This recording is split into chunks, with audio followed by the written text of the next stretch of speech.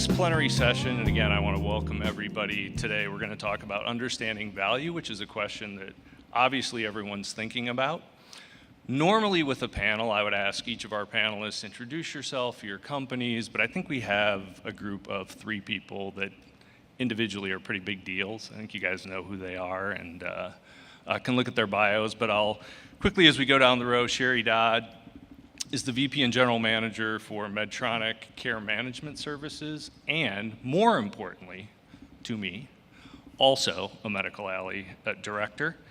Martha Shadan is President and CEO of Rotation Medical, and Kathleen Skarvan is President and CEO of Electromed. And I'm particularly proud that we're hosting today a panel of leaders, all Minnesota connected, and all women. So a round of applause, please, for a great panel.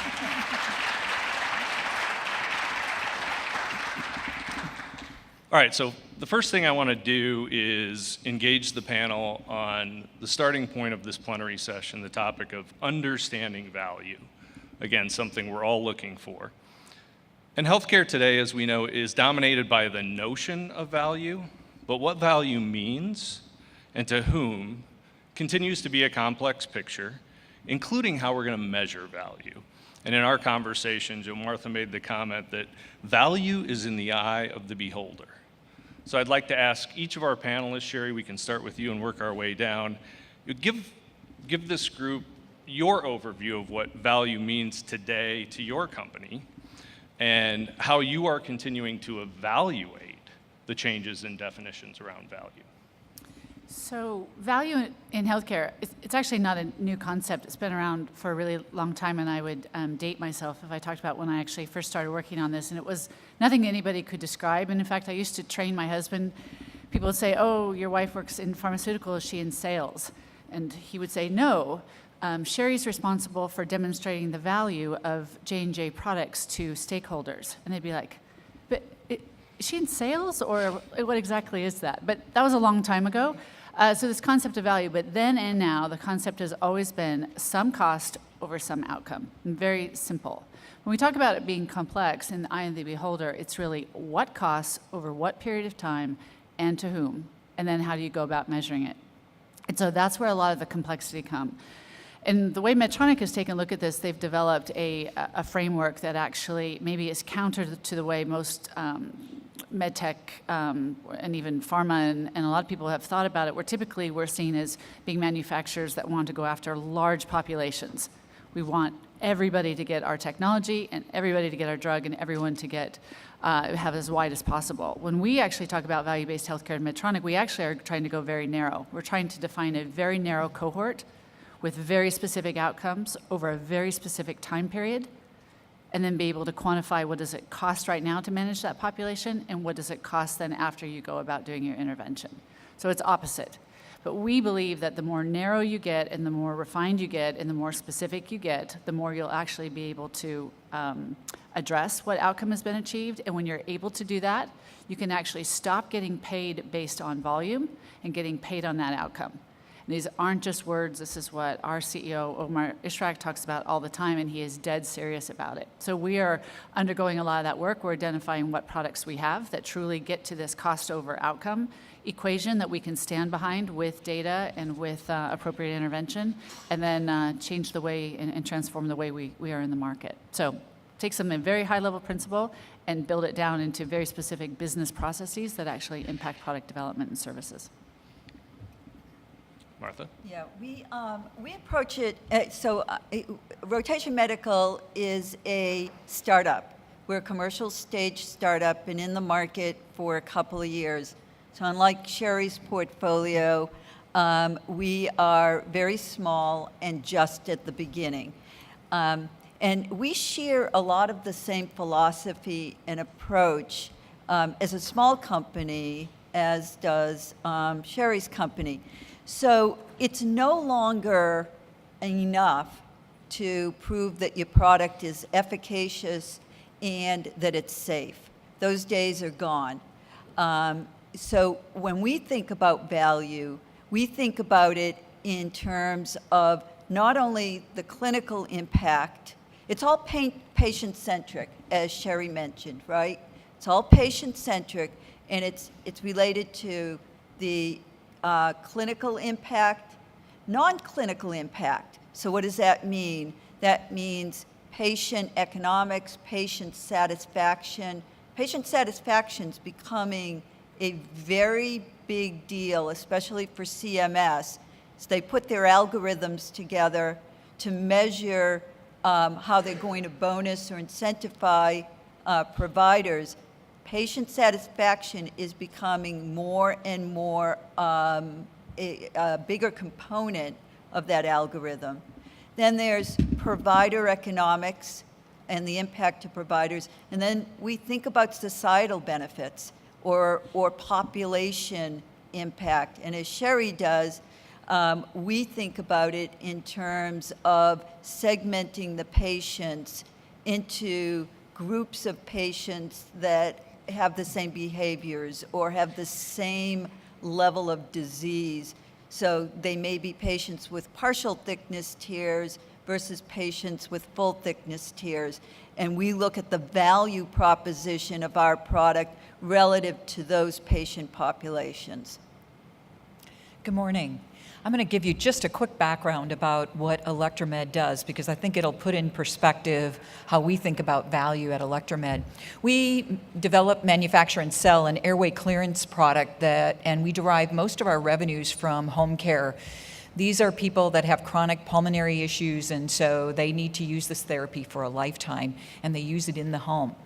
What's exciting about that is that into the home is where more value is being derived because it's a lower cost environment. And if we can serve people in the home, that's a great thing for everyone.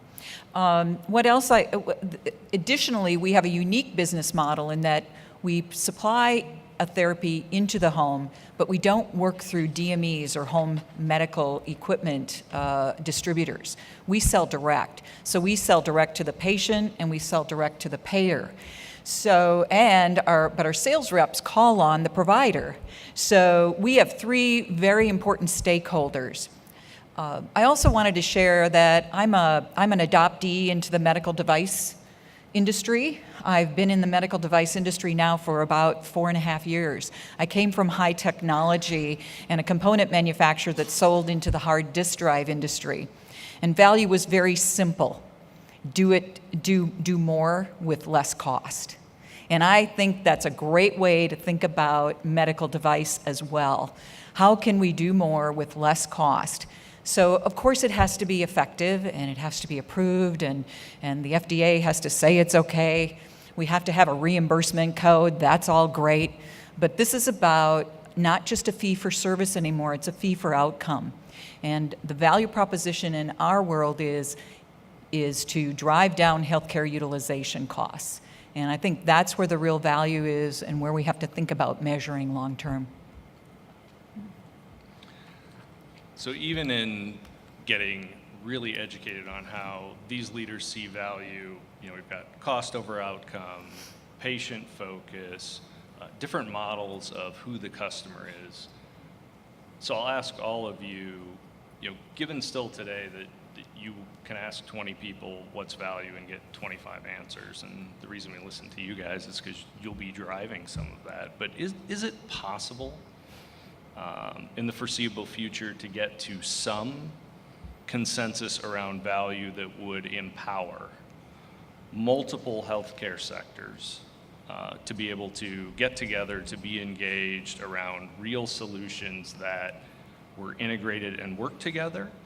And does getting to that definition change according to who the customer is? Is there a consensus out there that's possible? I think with any consensus, you'd have to define under which time frame do people have tolerance to measure, because not everyone could go 5 years fiscal cycles. Payers may go 5 years, and I think the days of payers or hearing that payers didn't care about anything other than a year because they had a change in their membership is less so today, especially in Medicare Advantage patients. Medicare Advantage patients do not change health plan. If you are old and sick, you're not changing your health plan unless you have to. Younger people change a lot because they're more able to do consumer shopping. So I think the days of that payers don't care about anything out past 1 year is not so true.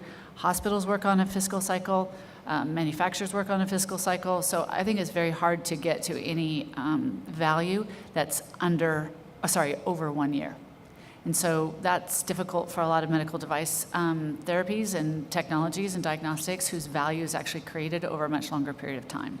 You can't see the benefit and the return on your investment in 1 year. Expensive devices kind of even more so. So that's always going to be a challenge. So if you can rally around a time period first and you can determine not all costs, but get to some subset of costs, that'll get you there. And then I think the other biggest hurdle is just attribution. In a static world, when you introduce one new thing and something different happens, you can attribute that to what is new. Nothing in healthcare is static. So in this new value-based environment, everybody wants a piece of the savings, but you're throwing multiple interventions, both process changes, staff changes, technology changes, multiple technology. Where should the attribution go to? What portion of the technology contributed the most to that outcomes? That gets really complicated. So the more simplistic you make it, I think that's where you can get alignment. It's not going to serve what everyone wants, and some stakeholders are going to drop out simply because they're not going to be able to demonstrate their piece at that time frame with that stakeholder. Not that helpful, but we got to get away from the grandiose idea of all costs, all people, all stakeholders. You're not going to get a consensus.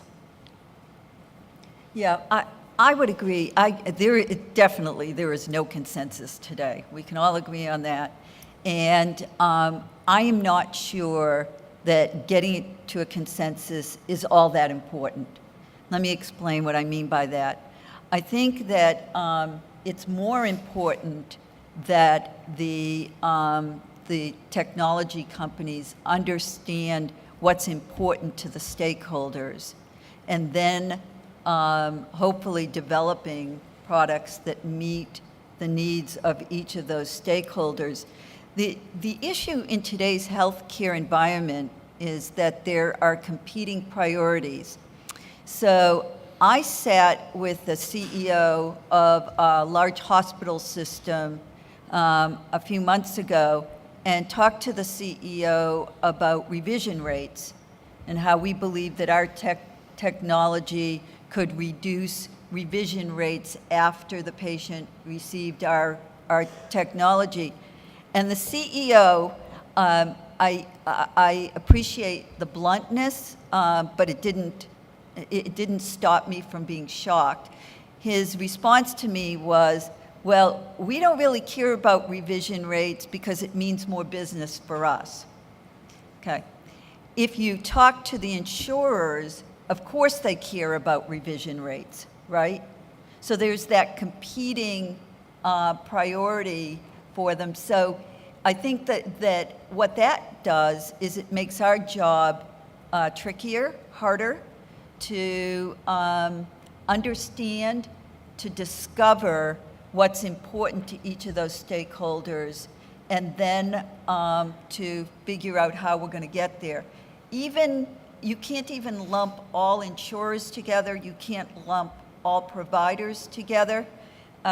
Hospital systems, whether they're integrated, meaning that they have long-term health or care like rehab associated with, they own the rehab facilities versus standalone, they will have different value drivers depending on whether you're a community system, how you're being rated, where you're starting from. If you have high never events like a hospital-acquired infection rate, they're going to be, uber focused on getting those down, where another hospital system may be more interested in patient satisfaction because they can't fill their beds. So I don't think that's going to change over time. I don't see it changing. What I do think is going to change is our ability as medical device manufacturers and suppliers to do a better job of understanding what those value drivers are for each of the stakeholders and then being able to address it. Thanks. I think the simple answer is yes. I think there is some consensus over time that can be built about the value proposition or the value. Again, we have the opportunity to work with directly the patient, the payer, and the provider. And I think what that does is it puts us in a unique position as medical device manufacturers to be the group that is going to facilitate that consensus and bringing all three of those stakeholders together to think about what the value proposition is for each one of those and where can we find common ground. So what does a patient want? They want improved quality of life, is how I describe it very simply.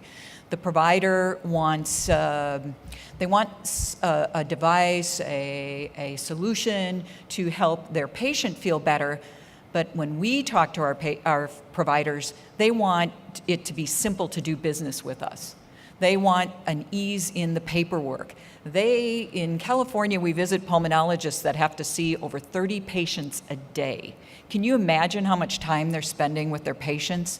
Not enough to really do a great job with them. And so what can we as a medical device manufacturer do to help ease that burden of the number of patients they have to see? Can we provide a service? Can we provide another solution to help with that problem? And then again, with the payer, it's all about healthcare utilization costs. And so are you providing a product that over the short term and the long term is going to help them serve their patients better and provide that lower cost of healthcare, which by the way, the patient wants that as well because they've got a copay typically. So again, I think there is a way to build consensus around all of those stakeholders and what they need. I think, though, that it behooves us. We are in a position to bring all of those entities together and find a solution that helps us deliver better value.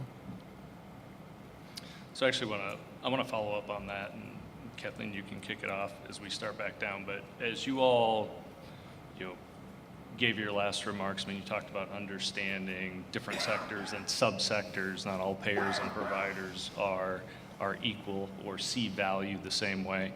And I think where we sit today, medtech is forcibly being required to respond and adapt to the way other sectors define value. So curious about your comment, is that the world we're in? But then to pick up on where I think Kathleen was headed, where is the unique opportunity for the medtech industry either to add value in a non-static world where there are multiple definitions and stakeholders, or in fact drive definitions of value to places that are important for the industry and important to patients? Kathleen? So I think it, again, starts with being able to show positive outcomes. And of course, we've talked about this fee for service going to fee for outcomes.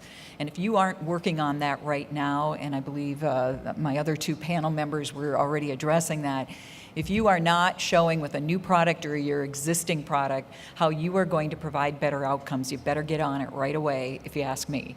And there's people that can help you do that, but that's so important. So as an example, our outcomes data is based on a retrospective case study. So following a patient a year before they use our device and a year after, and showing what those outcomes will be from a healthcare utilization standpoint.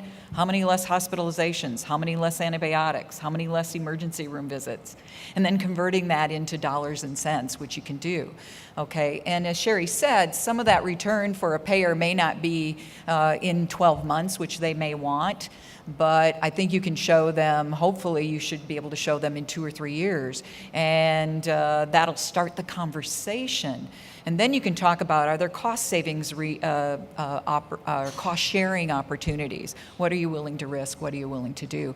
But again, we've got to do, we need to do things better for less cost, and that's going to win every day. Yeah, so I think medtech industry is way behind. Right? Pharma has been doing this forever. I think that we are just starting to wake up. Which is a good news, bad news story, right? We're behind, but it does give us an opportunity now to get involved and shape the conversation. So we can do that. I think that there are initiatives everywhere in terms of trying to create frameworks and methodologies and approaches to how you look at value. And these are what I would consider to be guiding principles more than prescriptive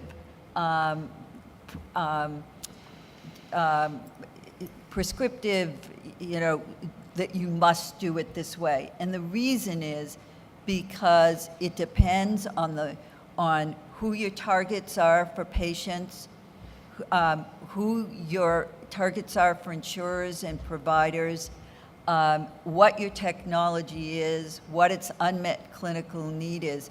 But I do think that with these frameworks that are being developed, I know that Medical Alley is going to be contributing to that initiative. AvaMed has headed down that road.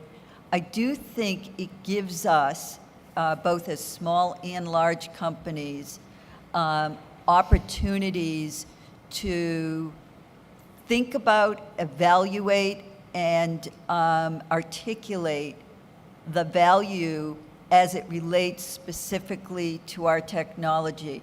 The next step is to sort of test drive that with CMS, with private insurers, to get a sense of does it resonate with them? Will it work? And as we've been talking, some things will resonate more with certain providers or insurers than others, but that's okay. I think that it's time. Actually, the time is now. We have to do this if we're going to be able to continue to be the worldwide leaders in innovation. We have to start moving away from efficacy and safety to a broader view of value that includes the relevant stakeholders. And I do think there's an opportunity for us to help both the insurers and the providers come along with us in partnership. So I think about two fronts. One is opportunity in technology and opportunity in business model. So agree with what both of the panelists said. Maybe another way of thinking about this is whether you're a provider or a physician or a payer, those entities are constantly doing risk stratification. They're constantly trying to figure out who's costing me the most, that there could be another way of managing them so they have a better outcome at less cost. And so we don't price our technologies based on high-risk patients versus low-risk patients. Our technologies are one price for everybody. So being more involved with the stakeholder, whether it's the physician or the provider or the payer, and really understanding their risk stratification, how are they categorizing patients that they feel are the best patient, or you think about your technology for that patient. So that's one, risk stratification. In what patient population is the best? And second, what is the care pathway? Where in the whole continuum of care does your technology best fit? If you could get a technology earlier in the continuum versus medtech tends to be thought of as late because it's always felt to be more invasive, I think that's a big opportunity for us where you start with, herbal over-the-counters, then you move to pharma, then you move to biopharma, then you finally move to medtech. It's crazy to think about we're last as a last ditch versus moving that as a technology further up. If you're able to do that and really think about where you place in the care pathway, that will be incredibly helpful. So that's part of both product innovation, you should think about it, but technology opportunities with any of those stakeholders. Then on the business model side, similar to what everyone else said, what is the experimentation model that you're willing to go after with those? And you could do big risk shares, you can do small. What we found, again, in that attribution, we found that a lot of payers want to write a check to us. They feel they're already writing a lot of checks to physicians for gain share and for other risk share agreements, and one more check out means all their shared savings, they don't have anything left in their pot. So you could do a fee risk, instead of sharing the savings, just put your fees at risk or your product at risk. Not every company can do that, but are there other ways of engaging to kind of test what that methodology looks like? So those are two ways that I think about it. But in this whole process, what you're really trying to do in the technology, you're trying to standardize care and you're trying to automate care. Neither of those things often sound like something that feels like good healthcare because we like to think it's so individualized. I think individualized care is really important and patient-centric is important, but not to ignore standardization and automation. That actually can decrease a lot of bad decisions and errors. And if good outcomes are typically established by standardized ways of doing things, moving to standardization by specificity in the care pathway and specificity in the patient population, it's actually really good for healthcare. It's really good for patients. So those are ways you could think about it. So Martha said it, we're way behind. The provocative statement's been put out, and you all talked about different levels of understanding, multiple stakeholders, et cetera. So I'll make a statement and ask you to agree or not agree, but really dig into a little more. And I think this goes a little bit to whether or not MedTech is behind, but also the difficulty of moving in this environment from a business perspective when what you all do every day is get up trying to help people have healthier lives. So if it's true that for the last 10 years, the primary business customer for MedTech has been the physician, the provider. If it's true that for the next decade, the primary customer for MedTech will be the payers deciding what to pay for, and that a decade from now, the primary customer will be the patient. One, do you agree or disagree on those timelines and how we see healthcare changing from the manufacturers and providers' perspective? And two, I mean, if you don't see it that way, when do you see the patient having a greater voice? How do you see some of those partnerships changing? So we talk about patients every day, but every panel, someone will also say, yeah, I mean, they're still not for us, that important. I mean, Martha, you just said, I don't see that changing. Sheri, you made a comment about things not changing. So it was the physician. Now it's the payer. It will be the patient. Yes or no, and how are you all thinking about that progression of who the real customer is? Anybody who's excited can just jump on that. Or if it's a stupid question, you can flag, we can move on. But we had a call on this, so we all already gave our answers, so we all know what everybody's already going to say. So I'll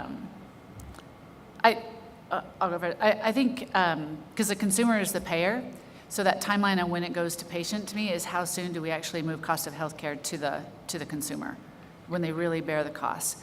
And if you think about destination healthcare, a lot of employers are saying, you as patient, I'm not even giving you a choice because I think the best place to go for hip surgery is Mayo Clinic. And so regardless of where you live, you're going to Mayo Clinic for hip surgery or whatever, cardiac surgery or oncology services, whatever it is, that's where you're going to go. And if you choose to go somewhere else, your copay is higher, you're on your own. I mean, that's going to make the patient more of a payer than ever. But that decision about where they go is being dictated by their employer and negotiation that they're doing with providers. So it gets all jumbled up together. So I think the clean definition of what's a payer, what's a provider, what's a patient is all up in the air, and those dynamics change. Healthcare is not, data in and of itself is not healthcare.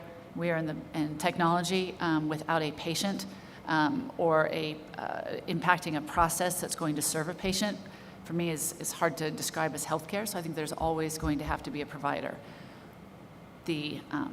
As medicine gets more simplistic, I mean, technology gets better, so it's simpler, and hospital moves to the home, the sites of care changes a lot as well. So I still think that payer is going to have a huge role. They're going to find allegiances and alliances with providers, so they'll be able to not be accused of practicing medicine themselves, but they'll do a better job of actually integrating more with payers and providers.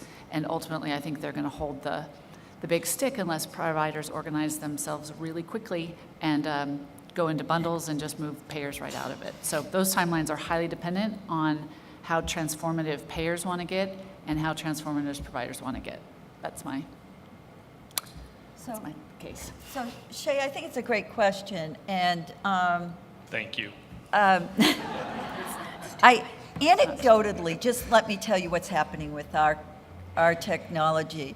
What we're seeing more and more are patients going into doctors and saying, I've heard about this cow patch and I want it. And doctors who otherwise wouldn't use us are adopting our product. Now, that's anecdotal, right? And it's not a big percentage, but as we mature as a company, we're seeing that happen more and more.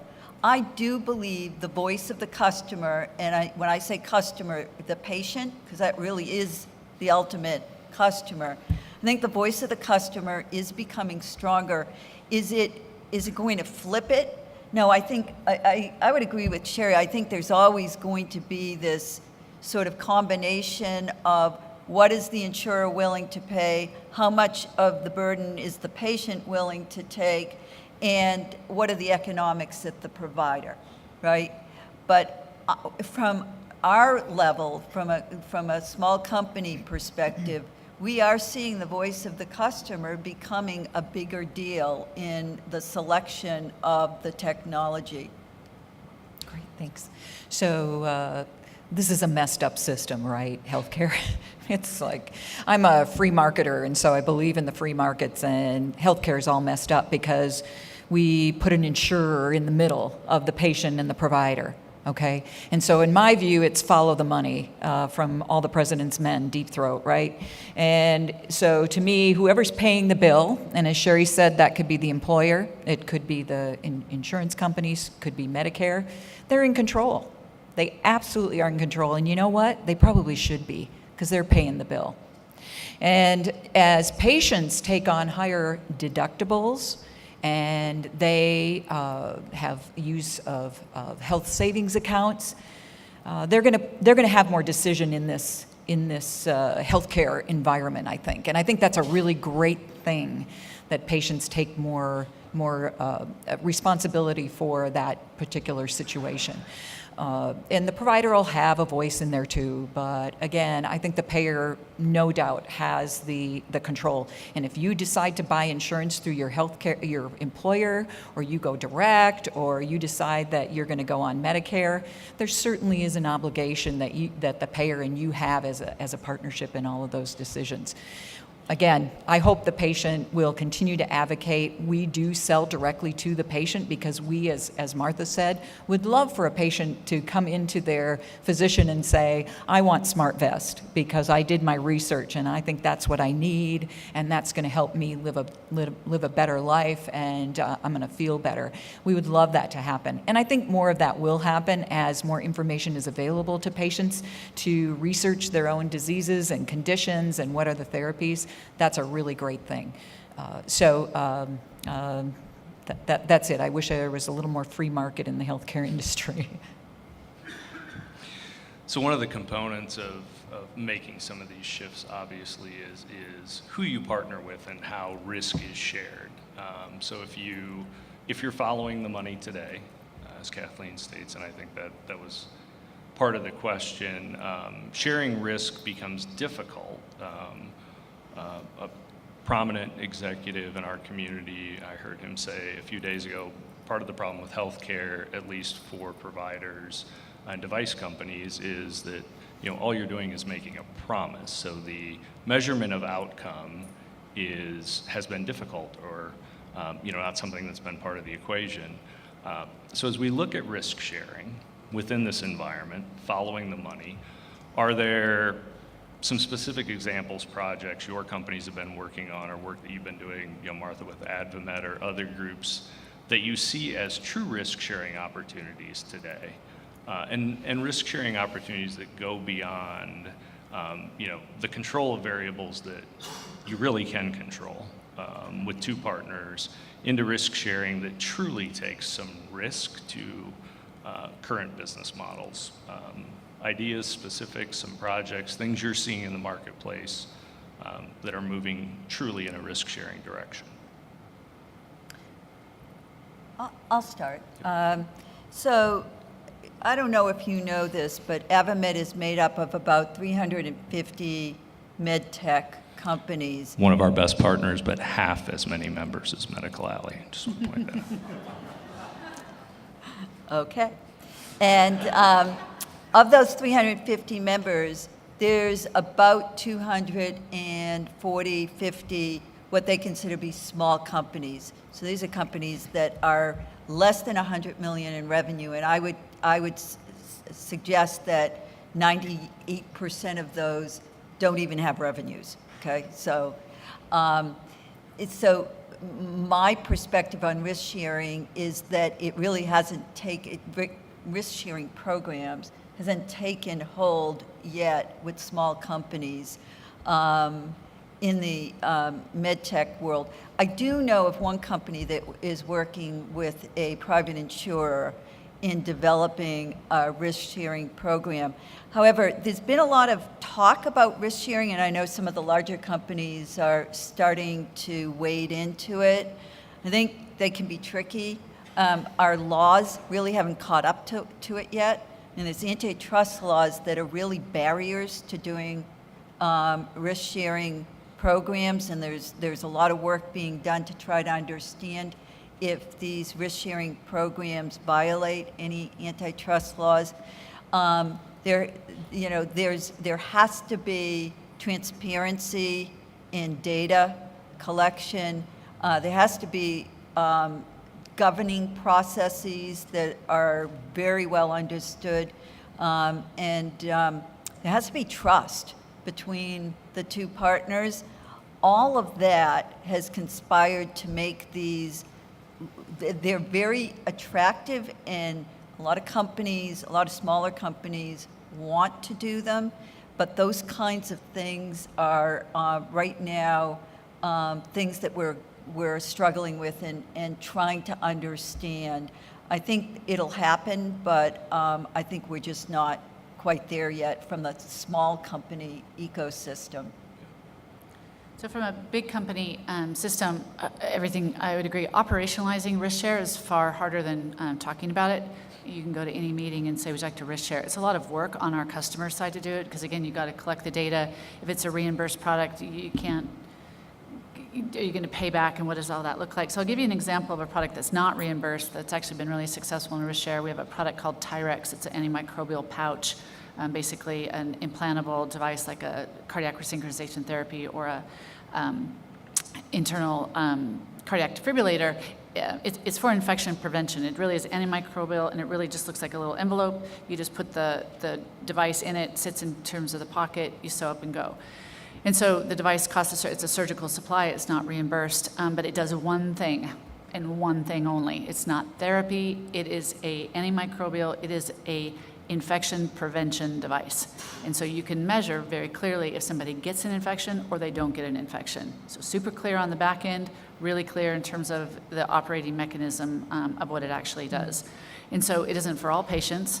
If you put it in all patients, there's some patients that would never get an infection, so there isn't value created. So part of that risk stratification, what are patients at very high risk for getting a pocket infection? It's a replacement or for whatever reasons, and you put this on there, you can measure the cost, you can take a look at the outcomes, super clean. And so we've had multiples of those agreements where we guarantee no infection up to a period of time, and if that patient has an infection, we pay up to a certain amount for the rehospitalization and costs associated with infection. So it's standing behind kind of the property of that device. It's super clean, and I think we at Medtronic wish we had 10,000 of those. We don't. They're not all that clean. And so they're very hard to operationalize these, and you really have to understand your product's value and how clear is it on the measurement and, again, attribution. So those are successful. I run a business that's also not reimbursed, so a remote patient monitoring business.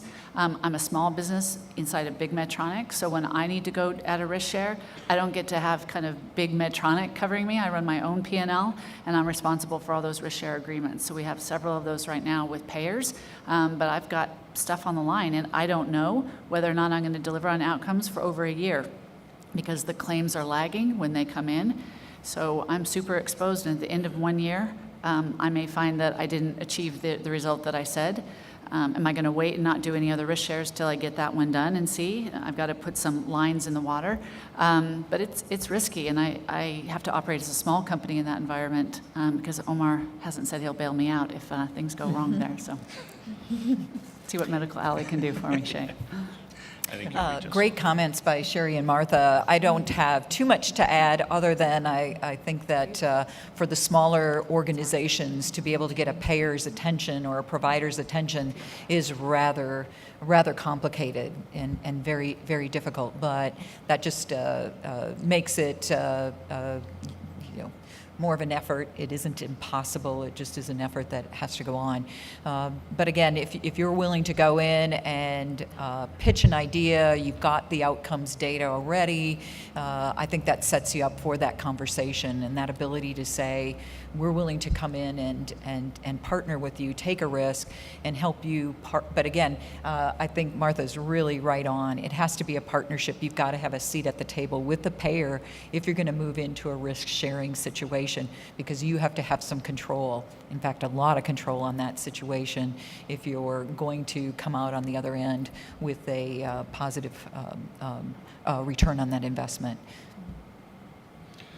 So I'm going to turn this to the audience for questions. I want to make sure we have time to do that, and I know everybody's also hungry. So the last question is just freestyle. From each of your perspective, your experiences, your expertise, what are some things you would share, some thoughts or some advice for the audience on how to better understand value, what it means for their companies, and how to be successful in this environment today and where you see the environment going? So a few closing comments, and then we'll turn it over to the audience. I'll start. The one thing that I want to emphasize is that this really is about the patient first. Our core purpose at Electromed is making life's important moments possible one breath at a time. And it really drives our focus on how do we provide better outcomes for our patient? How do we help them feel better, improve their quality of life? And it starts there. Any business that wants to succeed has to really keep that in mind. And then you have to maneuver through those other stakeholders, your providers, your payers, and take that all into account. I think it can be done. I'm very optimistic about that. I think, again, we are in a unique position as medical device innovators and medtech in the technology space. And lastly, I do want to say, don't just think about your product as a device. And I learned this 30 years ago, and I'm not telling you anything different. But we don't provide a product unless it's a device plus a service. And so whenever you're developing a device, make sure you're thinking about the service aspect of your device as well, because now with the ability for wireless monitoring, case management, therapy adherence, all has to be taken into account, I believe, when you're thinking about any technology, any device that you might be developing. And so I would leave you with those thoughts to think about that holistically whenever you're on that development path. So a couple of thoughts. Start early. So don't wait until you have the product design baked and you're starting to produce, which has traditionally, I think, been sort of the MO of the medical device world. This should be the idea of value, how you look at value, how you define it, what the value proposition is to each of the stakeholders, really has to be thought about and validated way up front. So start at the end, at the beginning, right? So make sure you really understand it and then validate it at intervals to make sure that you still understand it. And we can't just go to the physicians anymore. Our job is getting more complex. We need to understand the C-suite at providers and what value how they look at value. We need to be talking with the insurers. But I think we do have a great opportunity here to lead and to create something better for patients. And I think that the better we do at understanding that, the more successful we will be. And I would also say we don't have a choice. We have to do this. As a little company, if we don't have this figured out in terms of that value, we won't be able to raise money, and we won't be able to exist. The final thing I will leave you with is real-world data. We, as an industry, have been focused on clinical data. That's not enough anymore. It's clinical data plus outcomes data, patient-reported outcomes data, and then economic modeling to understand how those outcomes affect each of the stakeholders. We have to do that. We have to connect the dots, because outcomes are the new incomes for all the stakeholders. So don't think that you can run some clinical trials and that's going to be enough. Not anymore. Real world data is becoming much more relevant and important to the insurers, both private and CMS. So as quick as you can, get past the academic discussion about what is value and get into the real specifics. Don't get hung up too long in, because it can be a bit overwhelming. And I don't care if you're a tiny company or a huge company, all you need is a marking pen, or if you win one of these great iPads, you need to ask the question, who cares? Who cares about your product? If you answer back and say, payers care, that's not enough. Then say, well, what kind of payer cares? Well, the kind of payer who, X, Y, Z, and start forcing yourself down into some branching logic. Then ask yourself, why do they care? If you say why they care because their costs are really high, that's an answer. Another answer would be because these type of payers have star ratings of a 3. What it is worth from a payer to move a star rating from a 3 to a 4, for them, is worth hundreds of millions of dollars. So I'm not saying your technology is going to change a star rating, but think about all the attribution that actually goes with that, and keep digging and digging and digging and keep coming back to who cares, why do they care, when do they care, and what enables or disables them caring more or caring less. It may sound really simplistic, but if you answer those questions and everybody walks away and says, great, who cares? Patients care. Why do they care? Because they want better quality of life. And when do they care? Oh, they care about it. You're going to miss a lot of the opportunity to go capture some value. So force that discussion. And if you don't know a lot of people, call up Shaye and find out who some of your members are in Medical Alley, and see if you can get connected with some people who are thinking about this, and get yourself connected into a network, and friends, family, whoever you can get, and ask those questions. That has created some of the best and brightest and biggest opportunities in both product and services, and just the way we do business, than a lot of other processes I've been involved with in my career at healthcare. So I would encourage it. It's as cheap as a pen. I think you can take one from one of the vendors too, so there's out there, it's cheap.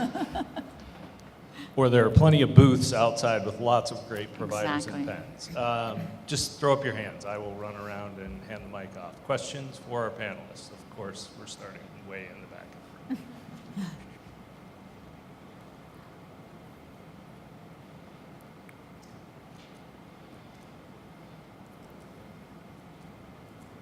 So I just heard you mention the drive to real-world data, and the question that I have is, there's quite a bit of data that shows historically this is where we thought a device would be based on clinical, these are the actual outcomes that we saw after it was launched. Do you foresee anybody trying to use correlations from existing data, maybe for similar devices, to get better at understanding what the risk is going to be based on a clinical evaluation before you have the real-world data to back it up?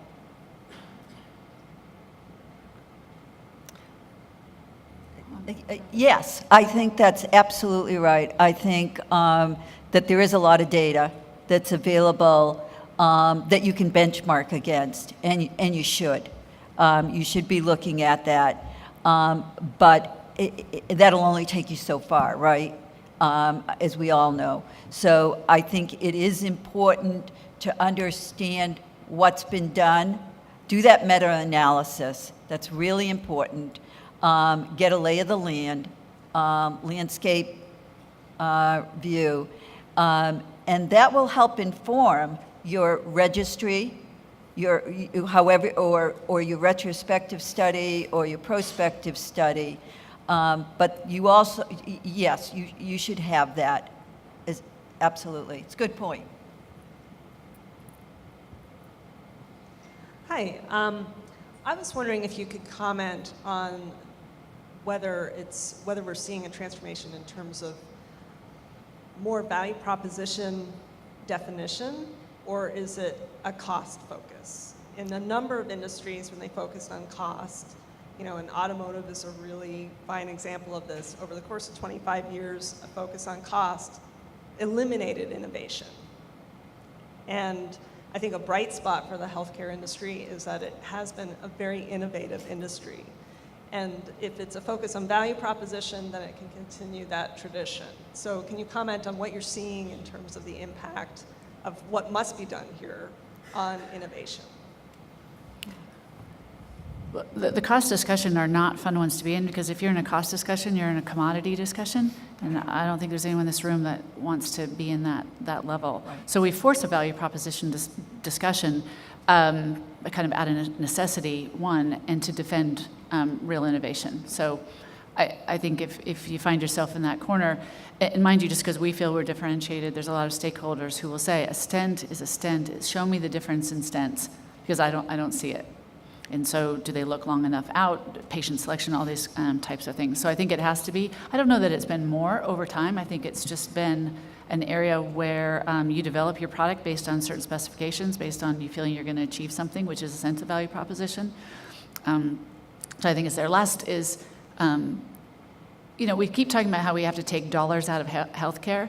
We're actually looking for investment in healthcare. Net, there's a lot of money in healthcare. It's just being used in the wrong place. So I think sometimes we get turned around thinking we're just sucking it all out and sucking innovation. We're trying to take out where innovation is not being useful for a certain type of patients. There is more than enough money in U.S. healthcare, more than enough. We just got to redistribute it and get it to the right places at the right time. My 2 cents. Yeah, no, I would agree with that. And just to add to what Sheri's saying is this, that when you look at what value is, it's quality over cost, right? And we are a premium priced product at Rotation Medical. What we're doing, however, is looking at the value proposition that where we can identify the cost offsets to the premium price, right? So net, do we save the system money? How would we do that? So we may be twice as much as the other technologies that are being used. But if we're looking at workers' comp, so Sheri was mentioning what type of insurer are you talking about? Workers' comp are state-run insurance programs. What's their goal? Get workers back to work faster, right?